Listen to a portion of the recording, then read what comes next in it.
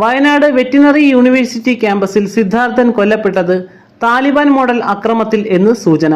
SFI യൂണിറ്റിന്റെയും college യൂണിയന്റെയും ഭാരവാഹികൾ പ്രതികളായ ആൾക്കൂട്ട വിചാരണയുടെ പിന്നിൽ യഥാർത്ഥത്തിൽ പ്രവർത്തിച്ചത് ക്യാമ്പസ് ഫ്രണ്ട് ആണെന്നാണ് പുതിയ വെളിപ്പെടുത്തൽ. SFIയിൽ നുഴഞ്ഞുകയറിയ ക്യാമ്പസ് ഫ്രണ്ട് പ്രവർത്തകർ താലിബാൻ മാതൃകയിൽ സിദ്ധാർത്ഥനെ തല്ലിക്കൊല്ലുകയായിരുന്നു എന്നാണ് മുതിർന്ന മാധ്യമപ്രവർത്തകൻ അജയ് കുമാർ NCP നേതാവ് ശരത് പവാറിന്റെ ഉടമസ്ഥതയിലുള്ള ഹിന്ദി യൂട്യൂബ് ചാനൽ റിപ്പോർട്ട് ചെയ്തിരിക്കുന്നത്. ഫെബ്രുവരി 14 വാലന്റൈൻസ് ദിനത്തിൽ കോളേജ് സംഘടിപ്പിച്ച ആഘോഷ പരിപാടിയിൽ തട്ടമിട്ട പെൺകുട്ടിയോടൊത്ത് നൃത്തം ചെയ്തതാണ് സിദ്ധാർത്ഥ് ചെയ്ത കുറ്റമെന്നാണ് പുറത്തുവരുന്ന വാർത്ത. തട്ടമിട്ട പെൺകുട്ടികളോടൊത്ത് നൃത്തം ചെയ്യരുതെന്ന വിലക്ക് ലംഘിച്ച് ജൂനിയർ വിദ്യാർത്ഥിയായ സിദ്ധാർത്ഥ് നൃത്തം ചെയ്തു. കൂടാതെ പെൺകുട്ടിയോട് ഇഷ്ടമാണെന്ന് പറയുകയും ചെയ്തു. വിലക്ക് ലംഘിച്ചതിനുള്ള ശിക്ഷയായി SFI യൂണിറ്റ് സെക്രട്ടറി അമൽ ഇസ്ഹാന്റെ നേതൃത്വത്തിൽ കുട്ടിയെ കിരാതമായി മർദ്ദിച്ചു എന്നാണ് വിവരം.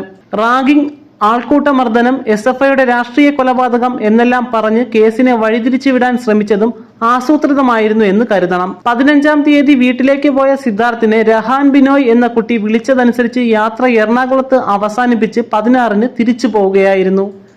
130 കുട്ടികളെ ചുറ്റും നിർത്തി പൂർണ്ണ നഗ്നനാക്കിയാണ് സിദ്ധാർത്ഥനെ 3 മണിക്കൂറിലധികം മർദ്ദിച്ചത്.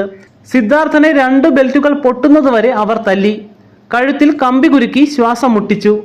20ഓളം പേർ ചുറ്റും നിന്ന് ചവിട്ടുകയും തൊഴിക്കുകയും ചെയ്തു. അതിനുശേഷം 3 ദിവസം വെള്ളവും ആഹാരവും നൽകാതെ മുറിയിൽ പൂട്ടിയിട്ടു. ഇത്രയുമായിട്ടും പുറം ലോകത്ത് ആരും വിവരമറിഞ്ഞില്ലെന്ന് പറയുന്നത് കുട്ടികളെ ഇവർ എത്ര ഭയപ്പെടുത്തിയിരിക്കുന്നു എന്നതിന് തെളിവാണ്.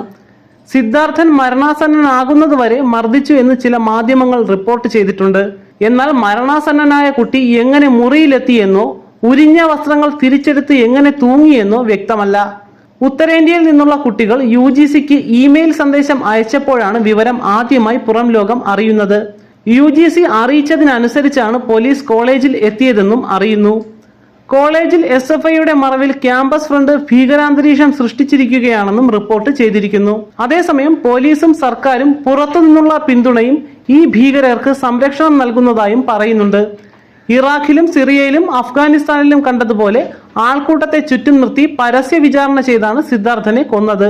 ഇത് ഇസ്ലാമിക് സ്റ്റേറ്റ്, താലിബാൻ തുടങ്ങിയ ഭീകര സംഘടനകൾ പിന്തുടരുന്ന രീതിയാണ്.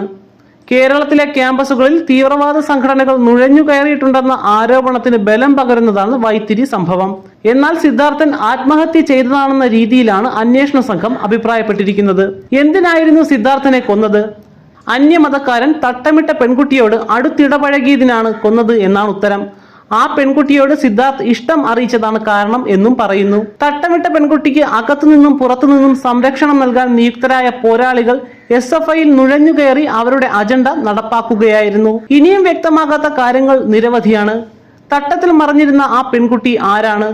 തിരുവനന്തപുരത്തേക്ക് പോയ സിദ്ധാർത്ഥിനെ എറണാകുളത്ത് എത്തിയപ്പോൾ തിരിച്ചു വിളിച്ചത് ആരാണ്? എന്തു പറഞ്ഞാണ് തിരിച്ചു വിളിച്ചത്? SFI എന്തുകൊണ്ടാണ് ഇപ്പോഴും മൗനം ദീക്ഷിക്കുന്നത്? രോഹിത് വെമുല ആത്മഹത്യ ചെയ്തപ്പോൾ കാട്ടിയ ആവേശം അവർ ഭരണം കൈയാളുന്ന കോളേജിൽ ഒരു കുട്ടി മരിച്ചപ്പോൾ ഇല്ലാതെ പോയത് എന്തുകൊണ്ടാണ്?